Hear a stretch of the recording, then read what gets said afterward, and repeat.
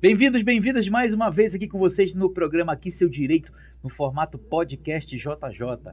E a gente vem trazendo informações importantes para você aplicar na sua vida, no seu dia a dia, porque o programa Aqui Seu Direito diz que você tem o direito de saber sobre questões de saúde, questões de psicologia, questões de construção civil, questões jurídicas, uma série de situações, várias áreas de abrangência para que você fique informado e você possa ter uma vida mais tranquila.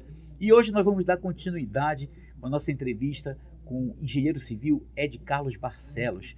No primeiro episódio, no parte 1, nós falamos sobre estabelecimentos comerciais. E hoje nós vamos falar sobre residências, que é importantíssimo para você que quer construir sua residência do zero, que quer fazer uma reforma, que quer reformar um apartamento, que quer reformar uma casa antiga, ou mesmo quer pegar o terreno sem nada e começar sua construção.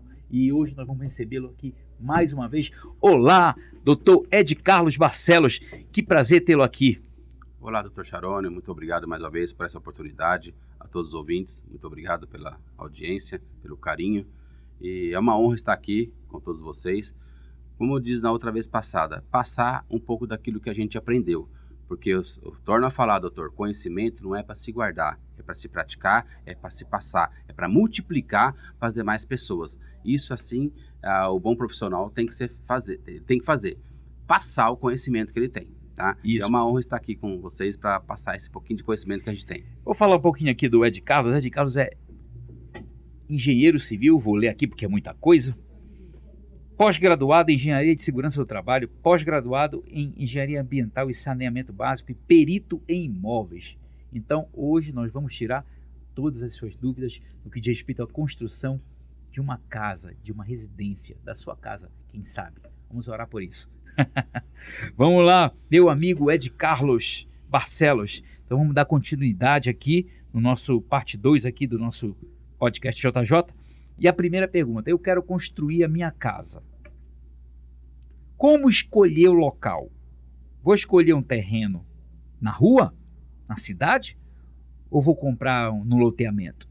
Qual a melhor opção hoje, na sua opinião? Muito bem, uma pergunta bastante pertinente, muito importante, tá?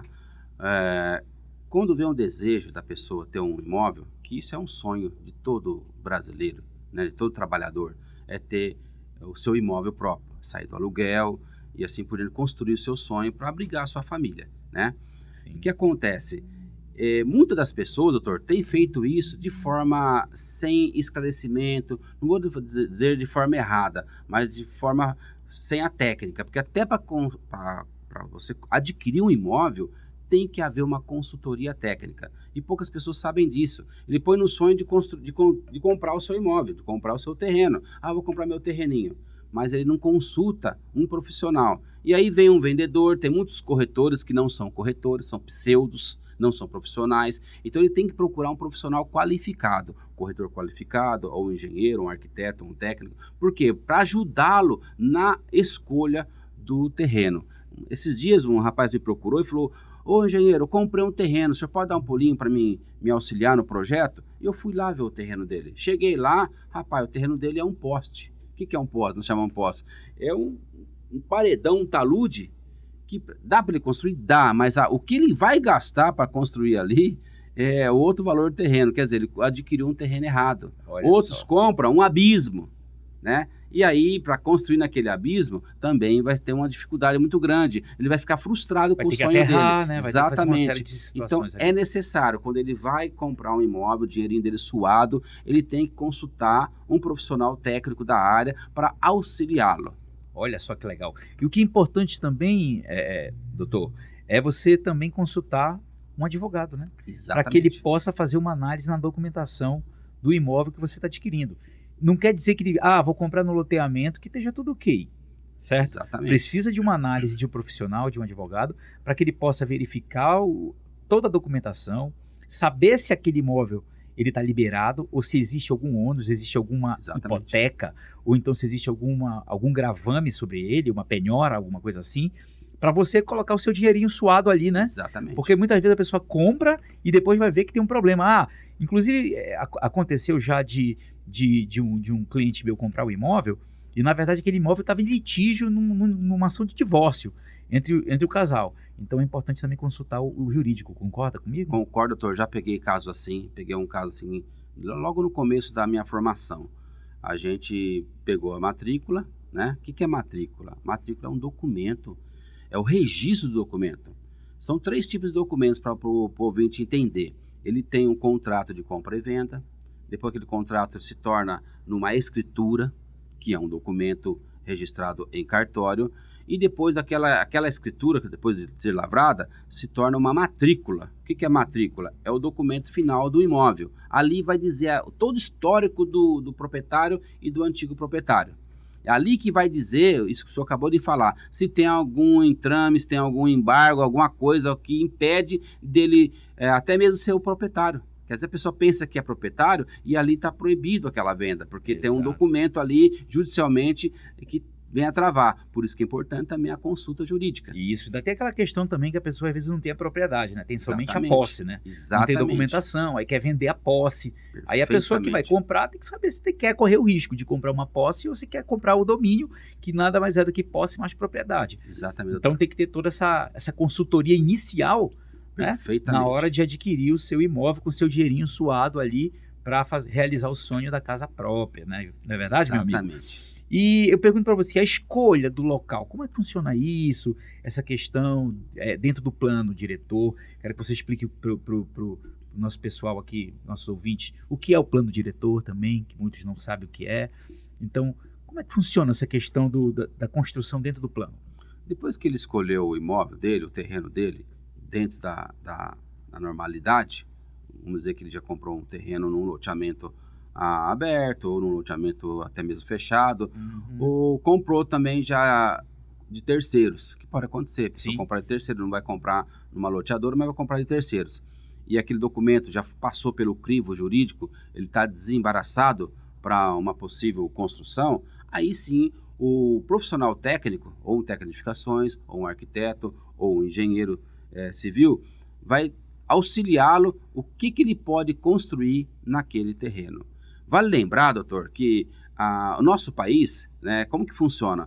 Nós nem todos, entre aspas, somos dono. Nós somos donos, somos posseiro, somos dominadores, mas quem rege não somos nós. Existem os órgãos públicos que vai reger a lei. E em Jundiaí já temos o chamado plano diretor, que antigamente era código de obras. Muitas cidades não têm ainda o plano diretor, porque não é fácil fazer um plano diretor. Envolve muito trabalho, muito gasto, muito estudo. Então tem muitas cidades que não têm plano diretor, tem código de obra, que também não deixa de ser uma lei, é uma regra a ser seguida. O que reza isso, doutor? Ele reza a forma da pessoa construir, para não construir demasiadamente, de forma errada. Entendi. E ficar aquela vila assim, sem a sua densidade demográfica de acordo. Então, para o ouvinte entender, o plano diretor são regras ali. Exatamente. De zoneamento, de construção, que a pessoa deve seguir, cuja a aplicação dessas regras é responsabilidade do poder público, ok? Exatamente. Foram regras que foram feitas, foram estudos, que foi até a Câmara Municipal, foi aprovada pelos nossos vereadores, e assim o prefeito homologa e tem que ser seguida aquela regra. É como uma regra de trânsito, tem que ser seguida. Entendi. Então você já entendeu o que é o plano diretor, isso é importante, porque ele vai falar muito sobre isso agora, de acordo com o que eu for perguntando. Vamos lá, meu amigo. Então, para construir dentro desse plano diretor. Muito bem. Primeiro passo, após ele contratar um profissional, o profissional vai pedir para ele 2 documentos importantes. A matrícula atualizada do imóvel.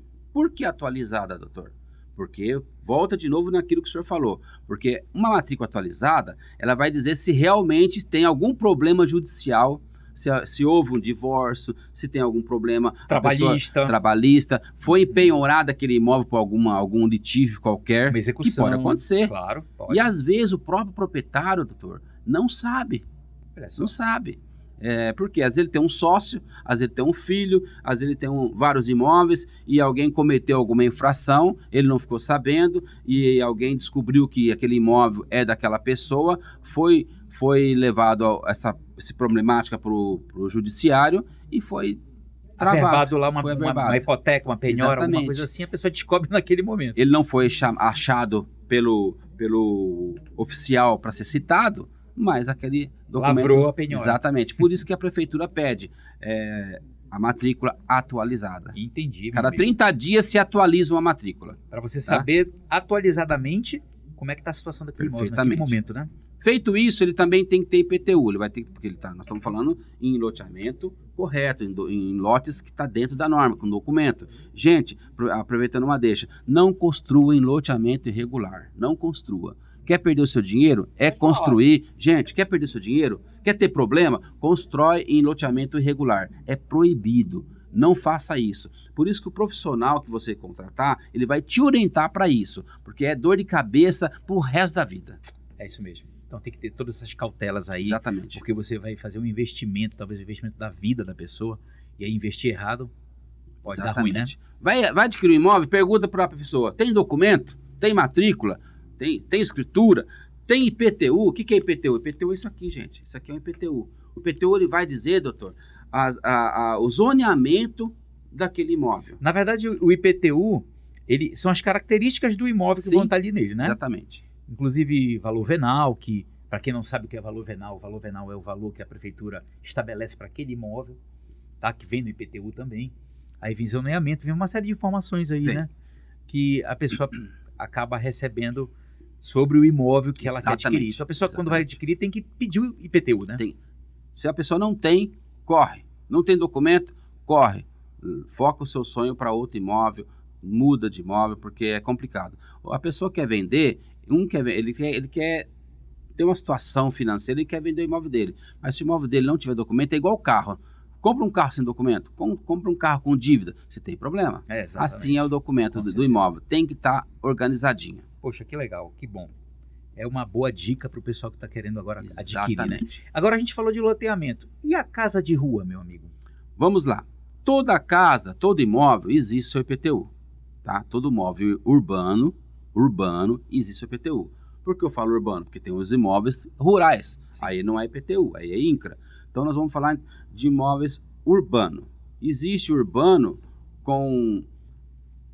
Parece que é rural, mas é urbano, porque ele tá numa considerado chácara, urbano, né? É considerado urbano. Então ele também tem IPTU. O IPTU, ele vai dizer o zoneamento. Ali no IPTU, tem aqui, ó, para vocês dar uma olhada, a parte de zoneamento. O que é o zoneamento? É o princípio da regra da construção civil, tá? Então ele tem aqui escrito zoneamento, vocês vão olhar no seu IPTU, isso aqui é a capa do IPTU interna, onde vai falar a vida do imóvel. É a primeira página do IPTU, né? Não é a capa do carnê. Não é aquela capa azul, não. É a primeira folha, quando você abre o carnê, é a primeira folha. Exatamente. Só que o munícipe não sabe o que é isso. Ele vai olhar lá e falar, olha, zoneamento, zona de conservação ambiental. Para ele não quer dizer nada. ZQB, zona de qualificação de bairro, para ele também não quer dizer nada. Aí o profissional que ele contratar, um profissional qualificado, vale lembrar, profissional qualificado, para ele não ser enganado, doutor. Entendi. Ele vai dizer, ele vai pesquisar aquele imóvel, vai ver a qualificação daquele zoneamento, e aí sim, cada tipo de zoneamento tem a forma de poder construir, tem as regras, os afastamentos, a altura do imóvel, olha só, né? O afastamento frontal, afastamento lateral, afastamento de se fundo, pode subir. E quanto que pode subir, se pode ter sobrado, se não pode ser sobrado, se pode ser até 3 andares, 4 andares ou mais ou menos. É esse zoneamento que vai rezar aquela informação. Entendi. Então é aí que o profissional entra e dá toda a orientação, a consultoria, para que a pessoa possa saber como construir, onde construir. E as casas de rua que a gente estava falando são aquelas que com certeza já devem ter o IPTU. Certamente. É verdade? Certamente. A pessoa compra uma casa daquela, eu comprei uma casa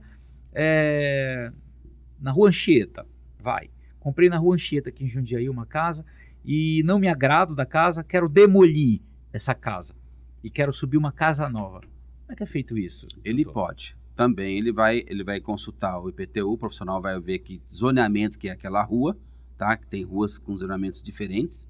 Aí que está aquela questão, doutor. É comum a pessoa falar, puxa vida, a minha irmã construiu no bairro tal desse jeito, agora eu quero construir no meu, igual ela construiu, não pode, porque cada lugar tem o seu zonamento.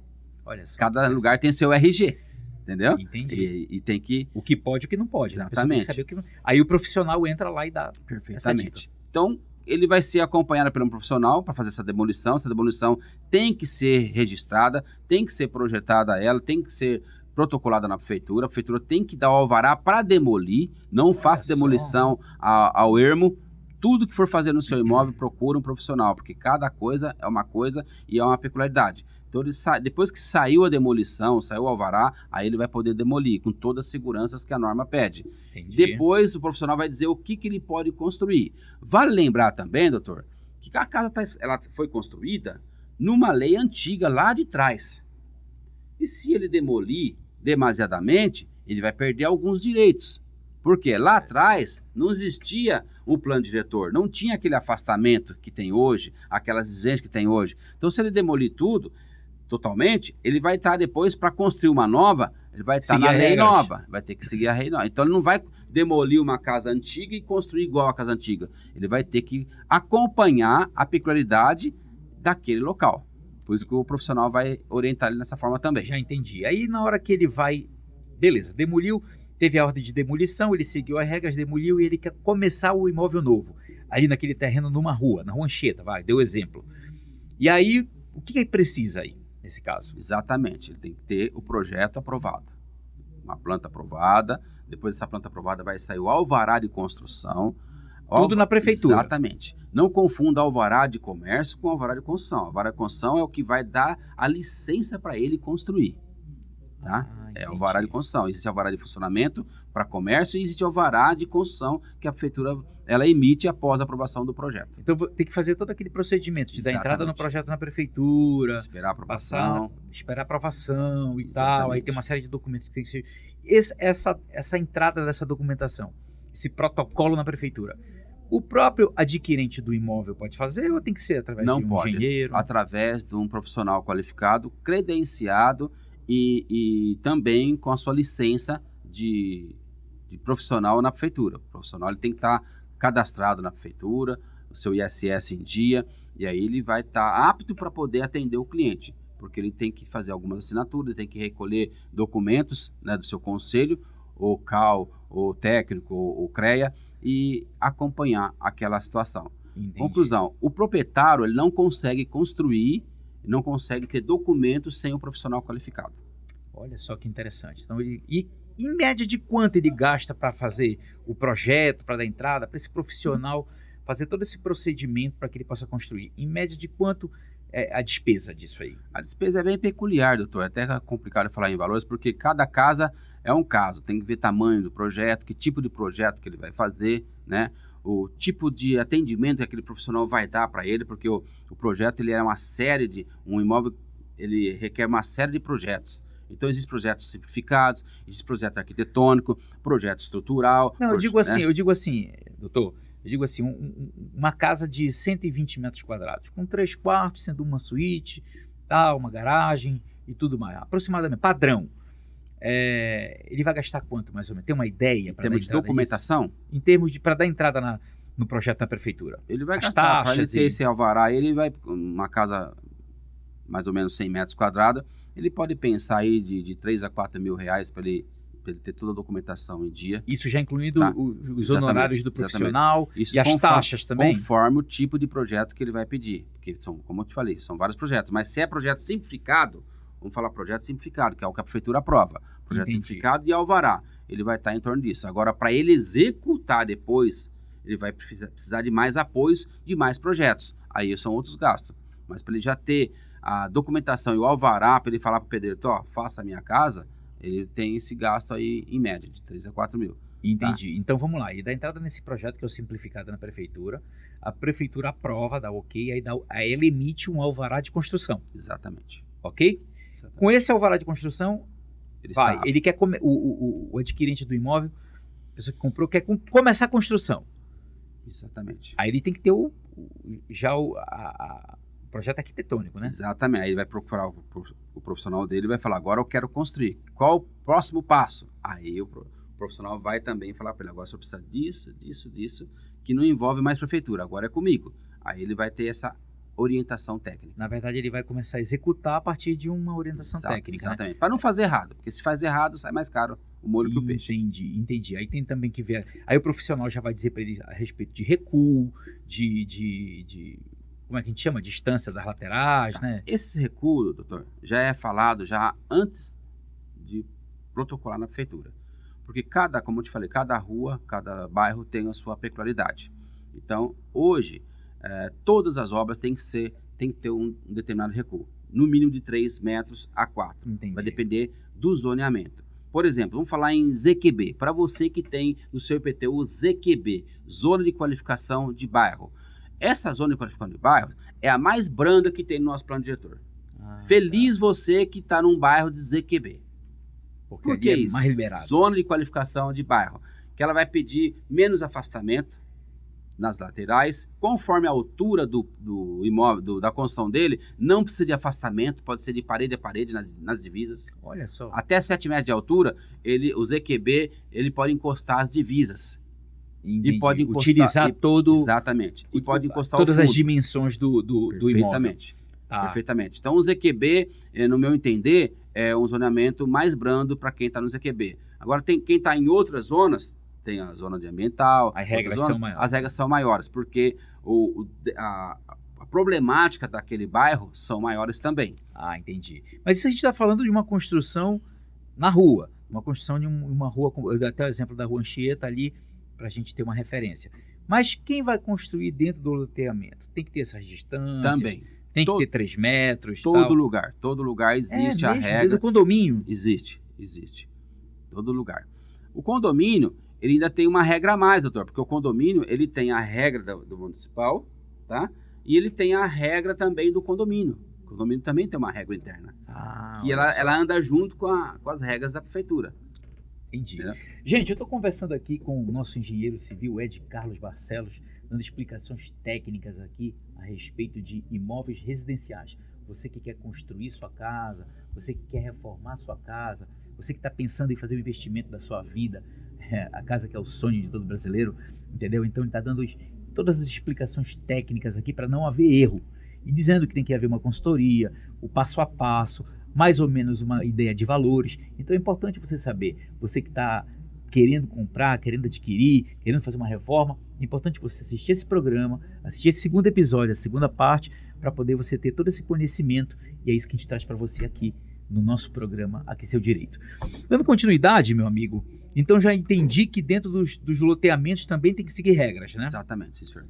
Então, isso é importantíssimo. Beleza, agora já falamos de casa de rua, já falamos de zoneamento, falamos do IPTU, falamos do projeto, do alvará de funcionamento, perdão, o alvará de construção, não é isso? Exatamente. Alvará de construção e como escolher seu terreno, a parte jurídica, olhar a documentação e toda, fizemos já um apanhado inicial. Agora, quem compra um apartamento, quem compra um apartamento, comprei um apartamento e eu quero reformar esse apartamento. Qual é o procedimento para fazer essa reforma? Muito bem colocado, doutor Charone. Aí está um problema sério se não tiver um acompanhamento. Existe a lei do condomínio, tá? Até o CREA, o CAL, já lançou algumas notas para os condomínios, para evitar problemas, evitar acidentes e coisas muito maiores. Porque já vimos casos de chegar ao pedreiro, né, um profissional ali para fazer aquele trabalho sem acompanhamento técnico e falou, olha, o senhor tem aqui 2 dormitórios, vamos tirar essa parede, vamos fazer uma suíte master. Olha só. Aí a pessoa vai lá e tira a parede. E aquela parede não podia ser tirada, que é uma parede estrutural. Ele teve um grande problema no prédio todo. Ou seja, ele causou um problema para os outros moradores. Exatamente. Né? Então existe uma regra. Qualquer tipo de reforma vai fazer um furo numa parede estrutural. Que existem paredes estruturais, existem paredes de vedação. As chamadas alvenaria estrutural e alvenaria de vedação. A de vedação você pode mover, que ela está ali só para vedar o ambiente. As estruturais não pode ser mexida, não pode ser comprometida. E como se compromete uma parede, doutor? A pessoa tem uma tomada aqui, ele quer meter a maquita, fazer um corte e colocar a tomada no outro extremo. Ele não pode fazer isso. A pessoa quer fazer vários furos para colocar alguma determinada situação. A pessoa quer, modificar o ambiente. Então, ele tem que procurar um profissional. Tem área molhada, exatamente, que também não pode. Entendeu? Conclusão, o profissional qualificado vai até lá, vai fazer uma visita técnica e vai orientar o que pode e o que não pode. E vai ter acesso à planta do prédio, né, a planta do condomínio, e vai orientar. Sim. E aí ele vai emitir uma ART, que é uma anotação de responsabilidade técnica, né, que o profissional emite, responsabilizando o que vai acontecer ali. Vale Olha lembrar só. que a RT, gente, ou a RT, né, ela é responsável por tudo que acontece ali, principalmente pelo funcionário que está trabalhando. Ah, mas o pedreiro não é meu, mas ele responde também. Ele responde também. Entendi. Na Então, hora que tem ele que se estar ali. responsabiliza pela obra, Exatamente. é um apanhado geral, inclusive Engana- o profissional que está trabalhando. Engana é o profissional que acha que a RT dele foi só para aquele serviço. Não, as pessoas envolvidas também. Se der algum acidente ali, o profissional qualificado é o primeiro a ser chamado. Beleza. Pequenas reformas no apartamento. Um exemplo, vou trocar a bancada da pia, vou trocar pia, vou trocar isso, aquilo. Precisa de um profissional? Precisa de RT? Precisa, para colocar, desde a colocação de um armário na parede, um armário embutido, um armário parafusado, tem TRT. Vai trocar piso, vai trocar o piso cerâmico, vai colocar uma sanca de gesso, vai fazer algum tipo de instalação de algum equipamento, tem que ter a RT, porque ele vai ter orientação para não furar a tubulação elétrica, tubulação hidráulica, tudo isso daí é problema que traz para toda a comunidade do condomínio. Eu tenho um amigo que inclusive ele me disse assim, poxa, está fazendo uma obra na minha casa, houve um problema, furou um cano e atrasou toda a minha obra e foi uma confusão e tipo assim, sujou tudo, o material de construção estava lá, molhou. Então, ou seja, o profissional é importantíssimo para poder dar essas orientações e saber. Esse negócio de furar a parede é importantíssimo, né, amigo? É simples, mas é complicado. Você tem, pelo menos a pessoa que tem que ter um bom senso de olhar a planta para saber se Exatamente. passa alguma tubulação hidráulica ali naquela parede que ele quer furar, né? Exatamente. Então, realmente é uma situação que deve ser observada. E no caso do vizinho que está fazendo uma obra dessa e não tem a RT? Se for condomínio, o síndico vai autuar ele, tá? Geralmente o Dá um síndico, prazo para ele apresentar? ele tem prazo, na verdade, ele não pode continuar sem o responsável técnico. O síndico tem o poder ali de polícia naquele momento para embargar aquela obra, tá? E vem sanções, tem as regras do condomínio que traz sanções para aquele morador. Né? Exatamente. Da convenção. Ele só pode iniciar uma obra com documentação. Não é só condomínio, qualquer obra só inicia com documento de aprovação. Entendi. Me diz uma coisa, qual é a hora que chega a questão do habite? Muito bem, doutor. Para um imóvel residencial. Qual é o momento do habite? A palavra habite já está dizendo, é para habitar. Ok. E você só pode habitar, em termos, numa coisa pronta. É lógico, tem pessoas que mudam numa casa por necessidade, numa casa que está sem o término. Mas para a lei, para questão de documentação, averbação e cartório, tem que ter o habite. E o habite é um documento, tá, emitido pela prefeitura, após a obra estar totalmente terminada, com vidro, pintada, vedada, tudo em ordem, condições de habitabilidade e higiene, aí vai um fiscal lá, ver se realmente está terminada a obra, está concluída, com seu devido muro, portão, etc. Entendi. Aí o fiscal dá ok, a prefeitura emite o habite. Aí ele já está pronto para até vender essa casa, para negociar, fazer algum tipo de situação. Quando eu vou adquirir uma casa, eu preciso pedir para o vendedor o habite da casa? Quando o senhor vai vender, Perdão, quando eu vou comprar uma casa. Vou comprar uma casa. Aí o vendedor diz assim, tá aqui a documentação. Eu, como comprador, peço para ele o habite da casa? Ele tem que estar com a habite da casa, projeto aprovado, aquela matrícula que nós falamos desde o começo, matrícula que não tenha nenhum problema judicial, planta aprovada e habite. Porque sem esses documentos ele não vai conseguir ser o dono, de fato, ele não vai conseguir transferir para o nome dele. Entendi. Então, o cartório pede esse o documento habite é importante na hora de adquirir o imóvel. A pessoa que está vendendo tem que apresentar o documento para quem está comprando. Exatamente, doutor. Olha só, isso é importantíssimo. O senhor vê que a parte de imobiliária, ela é extensa. Por isso que nós fazemos em vários blocos, né? Entendi. Ela é extensa. O direito, ele é extenso. O direito do cidadão, ele é extenso. Sim. Não acaba nunca. Porque cada caso tem o seu tipo de direito. Olha só, chegou uma pergunta aqui interessante. Precisa vistoria do bombeiro para construir uma casa residencial? Não. Para residencial, não precisa.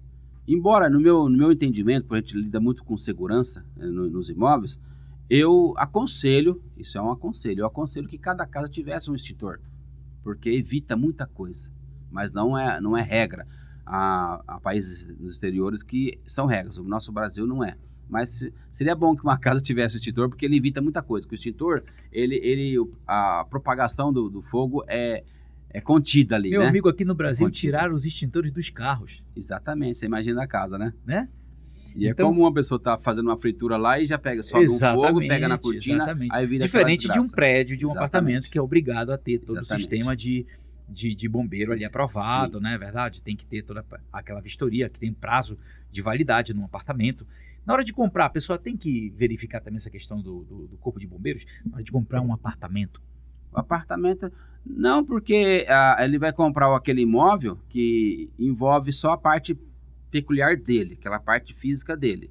Já a parte do bombeiro, quem tem a obrigação é o conjunto, é o condomínio. Então o condomínio é obrigado a estar em ordem. Né? O condomínio é obrigado a estar em ordem. Aí sim, ele pode perguntar na hora de comprar, como é que está aqui?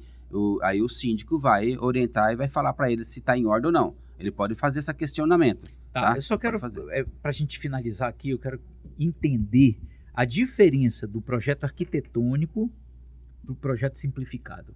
Muito bem. O projeto simplificado é a mancha, nós chamamos de mancha. É o contorno da obra.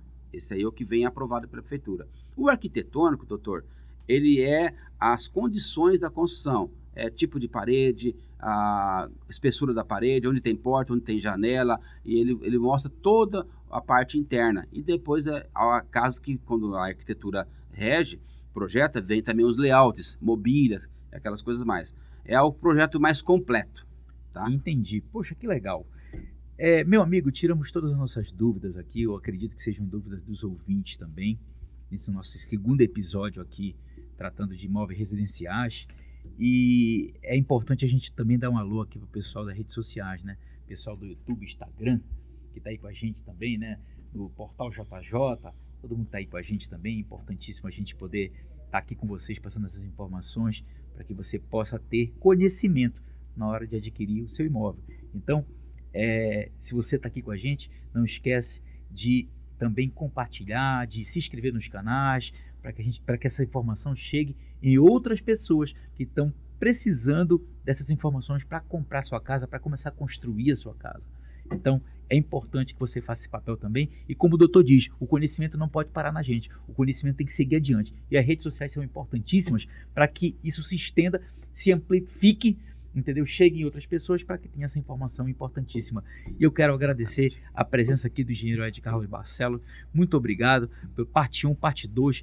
Primeiro, imóveis comerciais, estabelecimento comercial, agora residenciais. Tiramos a dúvida de todos os ouvintes aqui, eu acredito que sim, né, a respeito de projetos, a respeito de prefeitura, alvará, habites, tudo mais. E, meu amigo, as portas do Aqui Seu Direito estão sempre abertas para você. Meus parabéns pelo seu conhecimento, por você compartilhar conosco essas informações e seja bem-vindo, que Deus abençoe poderosamente a sua vida, meu amigo. Dê um alô agora pro pessoal aqui das redes sociais e da nossa rádio. Pode falar. Muito obrigado a vocês que nos ouvem e têm dado essa atenção para todos nós, para o Dr. Charone, e é uma honra servi-los. Estou à disposição de todos vocês. Procura sempre um profissional qualificado. Você nunca vai ter problema, tá? Estou à disposição aqui, se precisar da gente. Isso, inclusive eu quero que você forneça aí o contato também para as pessoas que estão precisando de um profissional, entendeu? Pode falar aí com o pessoal e já fornecer. Nosso contato é o 980887615, tá?